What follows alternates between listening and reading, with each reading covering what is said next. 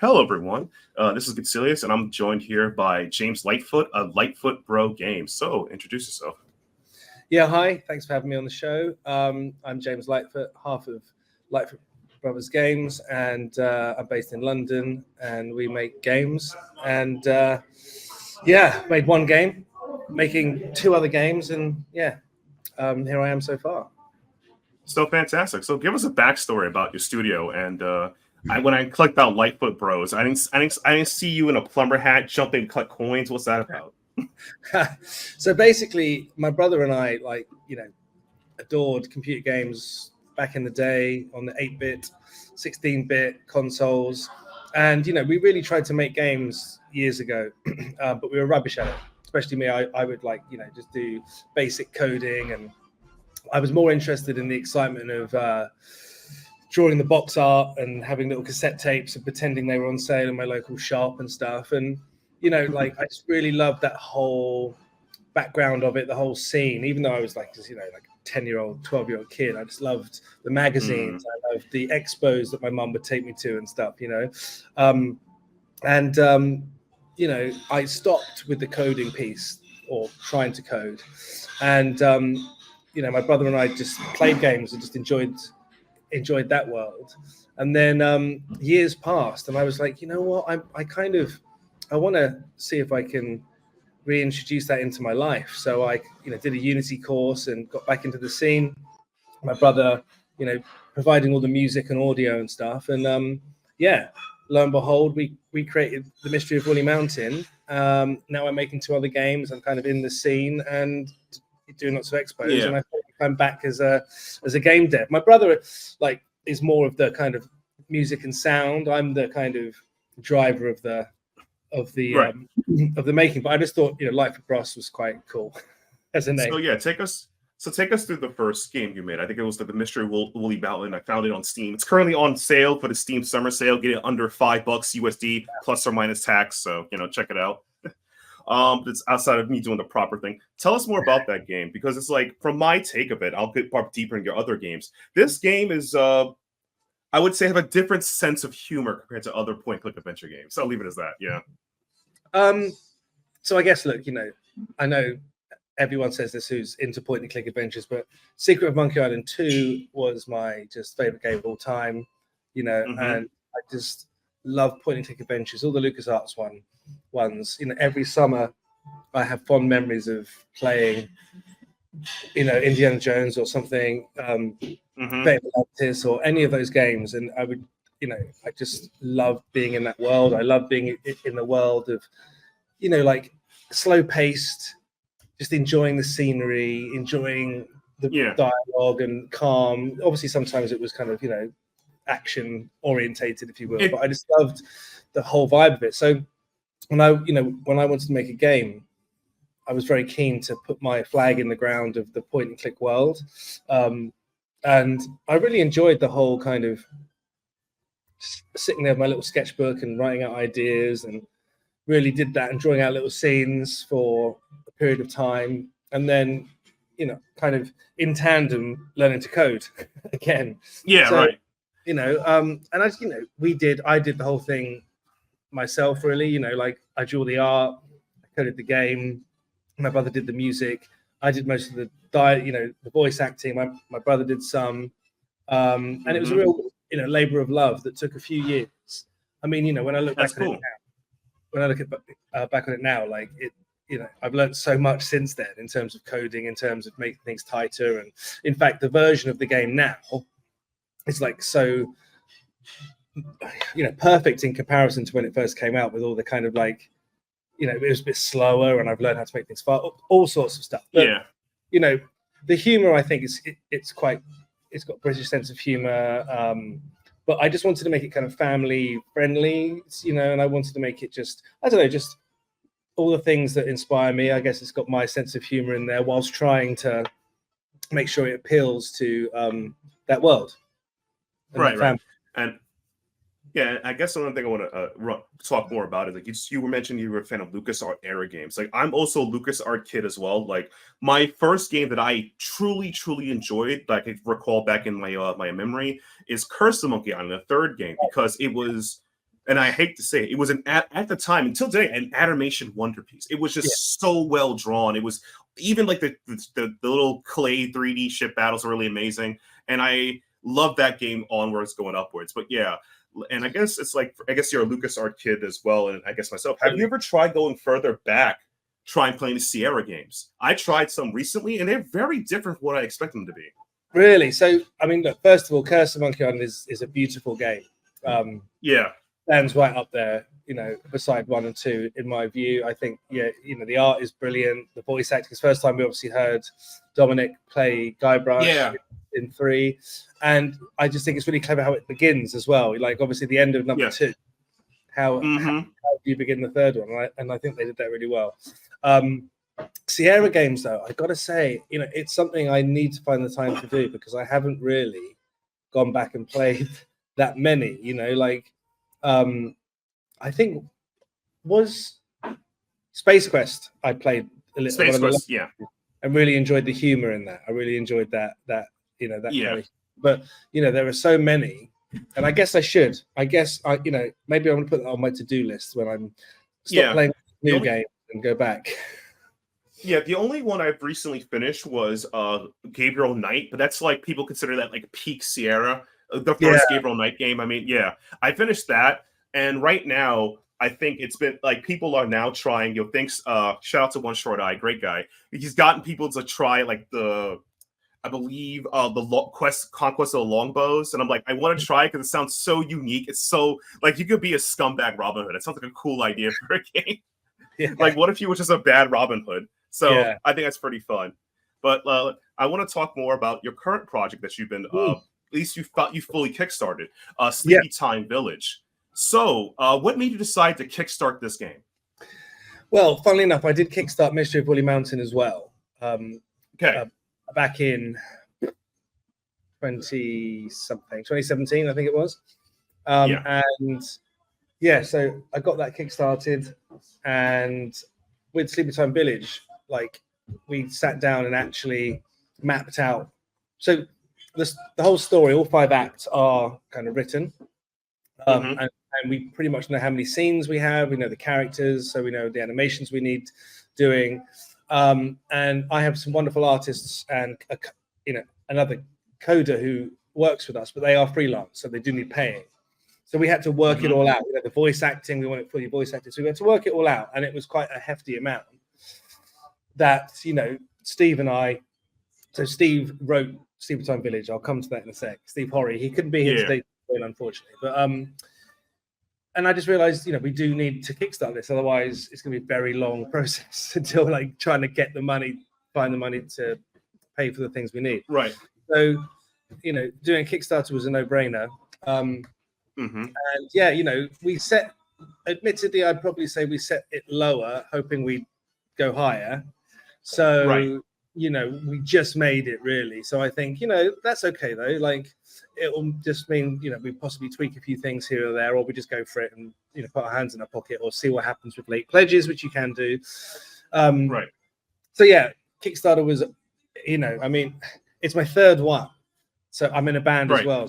So the second Kickstarter was for getting a vinyl made of our album that we recorded. And I kind of love them and hate them. Kickstarters. I'm a bit obsessed with them.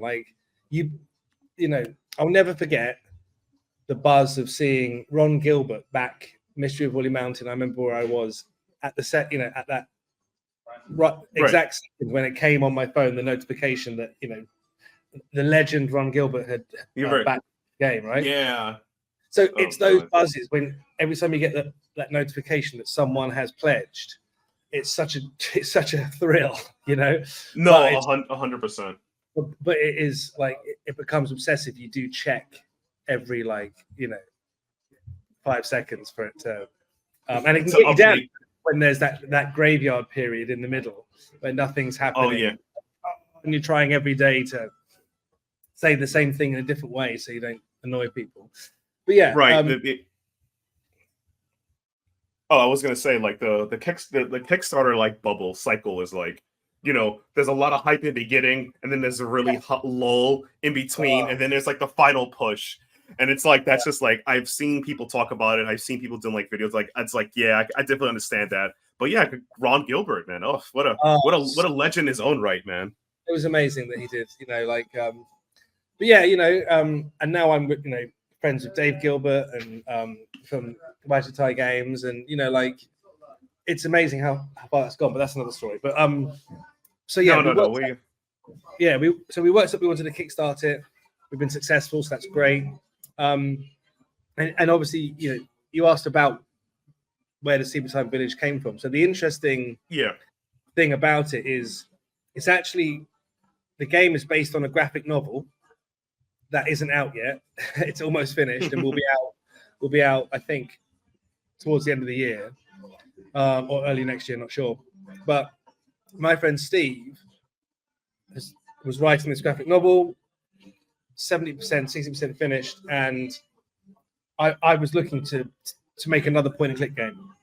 And I approached him because he makes comics. He draws comics or works with other artists, and he writes comics. And there was this really good series called The Lizard Men, which I backed and I'd read, I really enjoyed. And I thought this could be a great point-and-click adventure. And he was like, no, you don't want to do that. You want to make one of my new, graphic novel I'm doing. And he sent me, it in its kind of condition at the time. And I was like, this is perfect.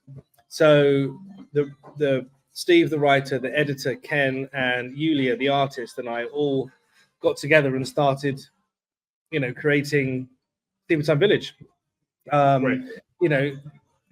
And what's great about it is it is the novel, the graphic novel, the story, but it's far more multifaceted. We've written extra stuff to obviously help fulfill a game rather than just kind of a linear graphic novel. So I'm really excited for all those who get the graphic novel. The game will be a fantastic companion piece, and vice versa. So it's really exciting to expand the world from a game perspective. Yeah, that's really cool. And I guess congratulations, games being successfully kickstarted. It really worked out well. I mean, because it happened. I mean, there's a lot of this. Yeah, because Kickstarter itself, at least self-funding indie publishing game, has its highs, its lows, and Lord, you would probably know it. Many reputations of being somewhat unscrupulous. There's a lot of people who just run, let's be honest, not legit things on their platform, which is another reason why some people are not the best with Kickstarter. But it's like you're putting yourself out there. You got the game made. People believe in the project, and now you got to go. That's great. And I guess one question for the backers and people you can say, if they are fans of your work, what have you learned from your previous games that you can say helped you make Sleepytime Village more, a game? So I've learned, I mean, I'm a very impatient person, right? So I need the constant thrill of new art or new animations from the coder or new ideas for the game. And with Woolley Mountain, I would continually draw stuff, probably before the whole story was locked down. I would make things I'd create and code rather than have the whole thing written, the whole thing just, kind of created in Unity as just squares for backgrounds and characters and all that kind of thing. So I had to kind of undo a lot of stuff when I realized oh no, that's not going to work actually. But I've spent lots of time kind of creating certain puzzles. And one of the biggest things that I've learned is don't hard code text into stuff. So when Woolley Mountain came out originally on Nintendo Switch and on desktop, it was only in English, and a lot of the art had the words in it. I hadn't really thought about translation.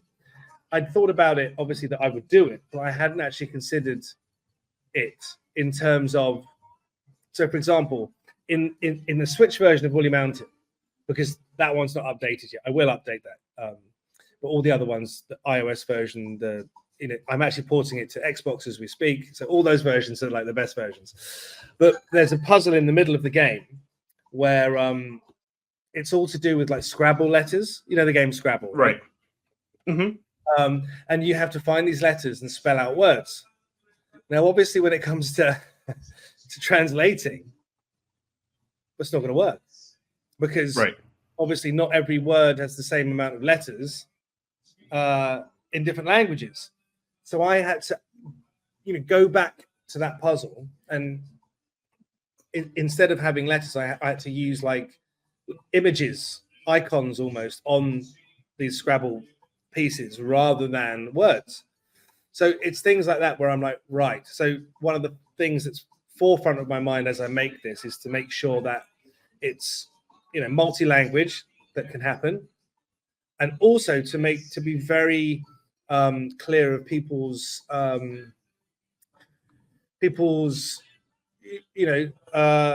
like, what's the word I'm looking for here? So people's challenges. So for example, people who are kind of visually challenged, or orally impaired, for example, things like that. I need to make sure. So again, in Woolley Mountain, you had to complete this kind of breakout Arkanoid arcade to get an inventory item. And obviously, some people buy a point and click game because it suits their way, right? They might not want to play something where you've got to be really fast, and like So I had some people kind of say to me, like, I really like your game, but it's really hard for me to play this bit because of X, Y, Z. And I thought, of course, So again, I changed it. So in the version now, you don't have to complete the arcade. You can just play the arcade if you want, and you get them in a different way. So, there's all that stuff I learned, and then there's also, with Sleepytime Village, I'm making sure that the foundation, so the demo that you can play, the foundation of the game is solid now, or as much now as possible, so that again with Woolley Mountain, as I learned to code and dev again, since its release, I've gone back and retrospectively kind of made it tighter and faster and smaller. It's not as big, sprite atlases and all these different things, which I kind of did, but didn't do as well as I could have done. Like, it's hard. I actually think it's almost half the size in terms of megabytes than it was when it was released, because I'm able to just make it zip fast now. So all these things, I'm just making sure that I'm aware of in making, Sleepytime Village and my other secret project. I'm making sure. So that's one other thing. And then for my secret project, and I'll explain why it's a secret project, is because I with every release of a game, I learn valuable things. So Steam Next Fest, like we all know about Steam Next Fest, right? Yeah, it's amazing. Yeah, it's amazing. But I had no idea that you could only enter your game once. Oh. So when I entered Sleepytime Village, this was like last year. And, I thought, I'll enter it and I'll test out and see what it's all about, kind of thing, do a couple of broadcasts.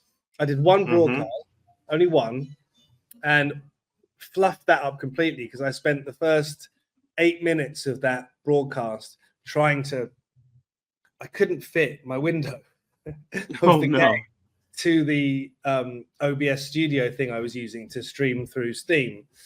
And I could see all the people who tuned in, and I just watching it go down, because obviously it was just me sweating and trying to kind of fix this thing. So not only did I kind of completely mess that up, but I only did one, and I didn't really push it like crazy. So I thought, well, I'll do it next time. I'll learn from this and do it better next time. And then, of course, if I'd have known that, I would have waited for the Steam Next Fest to launch my Kickstarter that very broadcast, Oh, wow.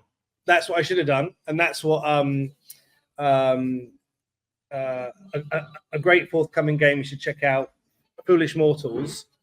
That's what those guys did. That's why they got such a great Kickstarter. So I've learned. So for my secret project, I'm not telling anybody about it. I'm not until it's like, here's the demo that's perfect. Here's the trailer that's perfect. Steam Next Fest launch, Kickstarter bang kind of thing. So these are from a marketing perspective, from a translation perspective, and from the foundation of the game and its kind of tightness. These are the things that I've learned for Sleepytime Village and for future projects. That's cool. That's cool to hear. And it's like it's a growing process. So at least it's cool that you put it together. Like, okay, I learned this to see Next Fest. I learned some new coding tricks. I'm learning how to obviously marketing, because Foolish Mortals, another game people check out if you're into the point click space. They did a successful campaign. A lot of people do successful campaigns. I gotta give credit to that. But it's like you're learning, this is what I gotta do. I can't just and this is a problem with a lot of indie dev. They're just I'll just launch the game and hope for the best. Don't you have to let people know you're real. There's so many people out there these days. It's crazy. It is, and even comparatively to Woolley Mountain, that was 2017. I think I launched the Kickstarter. That was I had no idea what I was doing, and I did just launch it. I don't even think I had a Twitter presence until I don't even think I had a social media game dev presence until 3 months before launching the Kickstarter. Oh wow. Yeah. And I kind of just went, it was more of a test to see if anyone cared. Whereas because I was doing it all myself and it was my timeline and whatever kind of thing. Whereas with Sleepytime Village, it's like I want it to come out Halloween, October, 25 basically. So sounds cool. I need to just get moving. I've got the story. Let's go, kind of thing.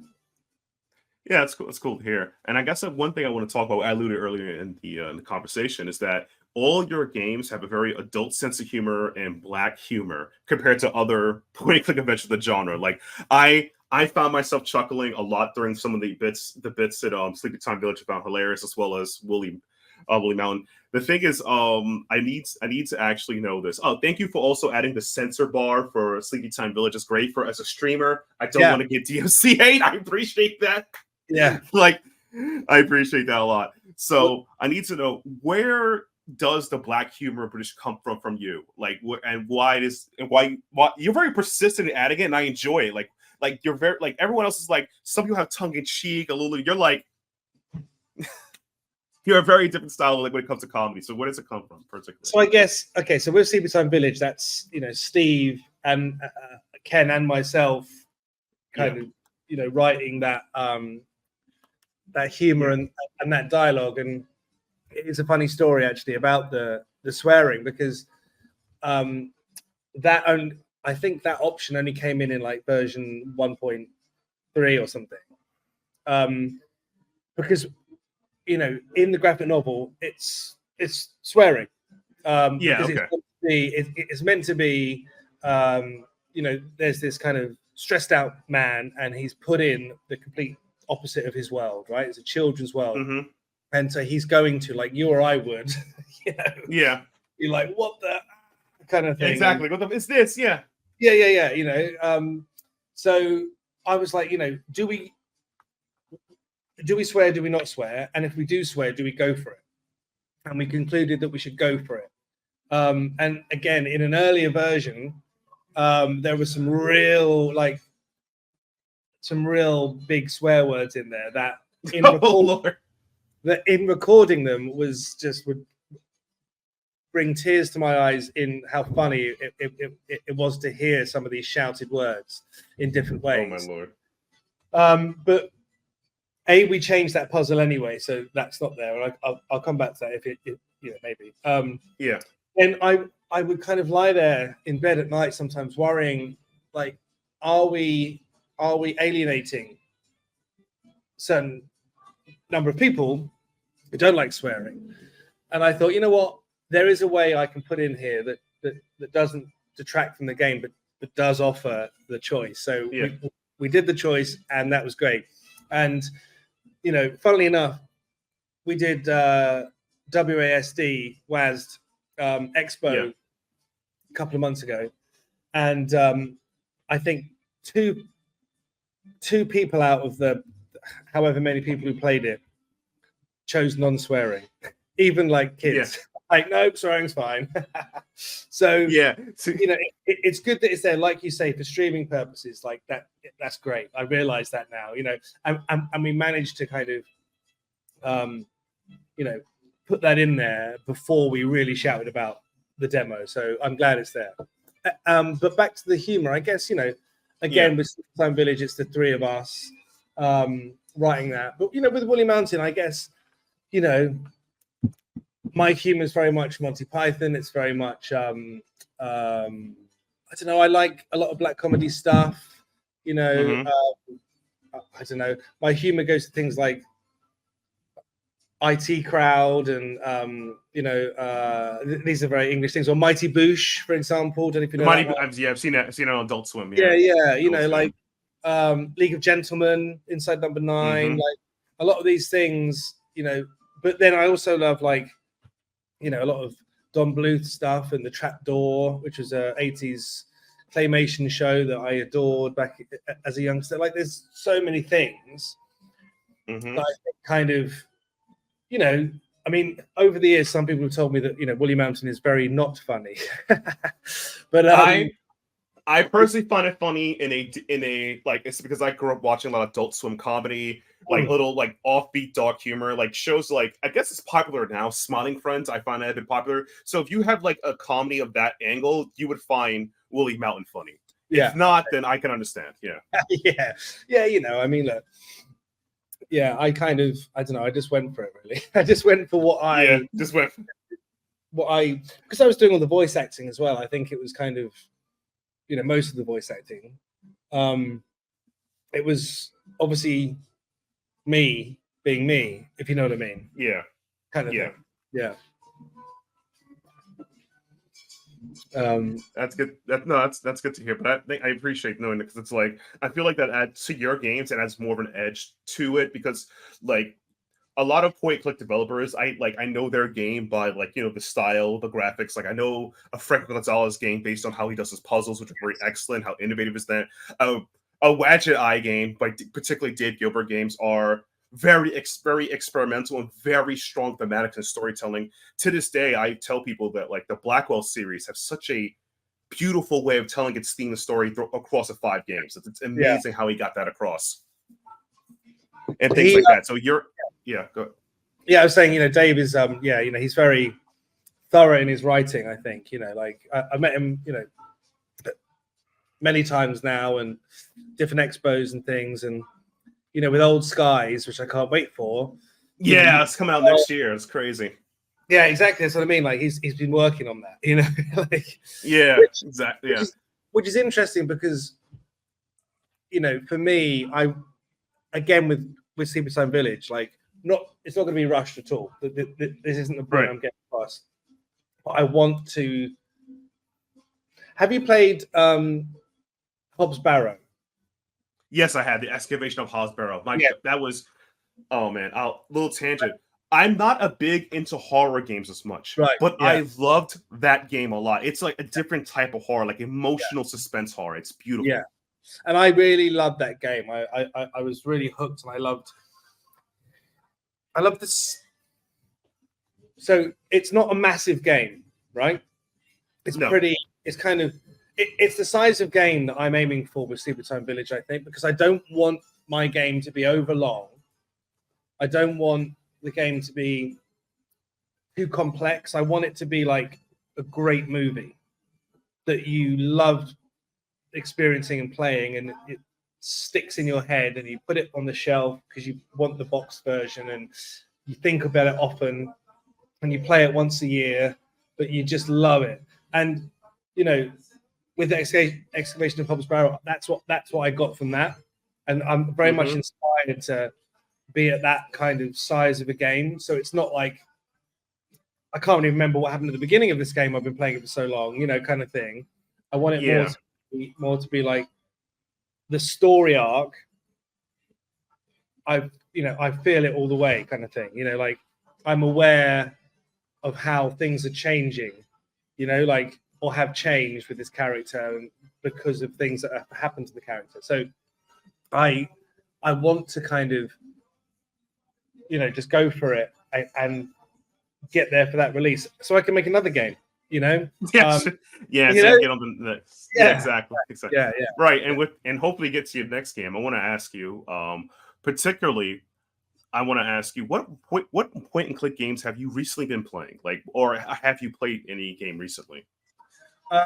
So I played obviously a lot of demos. So I'm just going to pull up my Steam. Here we go, library, and I can tell you exactly what I've been playing. So I'll tell you what demos I played recently, which I think are fantastic. Very excited for. Let's have a look here. The sequel to So 4 Last Things I really loved. Death of the Reprobate I can't wait for. I can't wait for Near Mage. But I haven't played a demo of that, obviously. Lamplight City I recently played. I got into that late. Yeah. No, that's fine. I feel like I actually, if you little plug here. I've done an interview with Francesco and talking about Lamplight City and his new work, Rosewater. I'm very glad that he decided not to go too hard so far, at least from my confirmation. Like the puzzles in Lamplight City are the most difficult I felt he's ever done in the game before. Yeah. They're really cool puzzles, but they're insanely difficult. Particularly, no spoiler, the piano puzzle in the first case, I believe, is insane. Yeah. I agree with you. Yeah, that is like, okay, this is interesting, but holy. Yeah. I mean, I had to walk through a little bit on that, I've got to say. Yeah. Midnight Girl, I think everyone should check that out. It's a beautiful game. I love that. I don't know if you've ever played The Silent Age, which I love. Oh my God, it's been that's been a while since I played The Silent Age. Yeah, I mean, I love that. But Midnight Girl has the same artist, so it has that beautiful style. I recommend that. Oh wow. Lucy Dreaming, obviously, played that last year. Can't wait for Hair of the Dog, however you want to call it. Yeah. Also played. Where's it gone? It's not on my list for some reason. There's a really good demo I recommend called "Thank Goodness You're Here" or something. It's not really. Wait, is that I remember this? Is it the romance one that's like the base of a guy and he? No, this one. That's very Northern England. It's very weird and funny. Okay. Thank Goodness You're Here, I think it's called. But yeah, like Inscription. So I don't know if you've ever played any of Daniel Mullins' games. They're crazy. Inscription, the card game. Yeah. That's mad. The card game. Quotation mark. Yeah. Quotation. Yeah. So I kind of Harold Halibut I've played. Oh yes, yeah. Lost in Play. Have you played that? I love that game. That was excellent. Yeah, that was my only thing is the puzzle depth jumps between like somewhat logic and I would call moon logic, cartoon logic a bit. But I gotta say, it definitely had that excellent like kids imagination kind of thing going on. So Blood Nova, I really enjoyed. Yeah. And I bought Disco Elysium for the first time this year, but I haven't really played much of it because I'm like, I'm trying to make games. I don't have. It's very obviously time to play.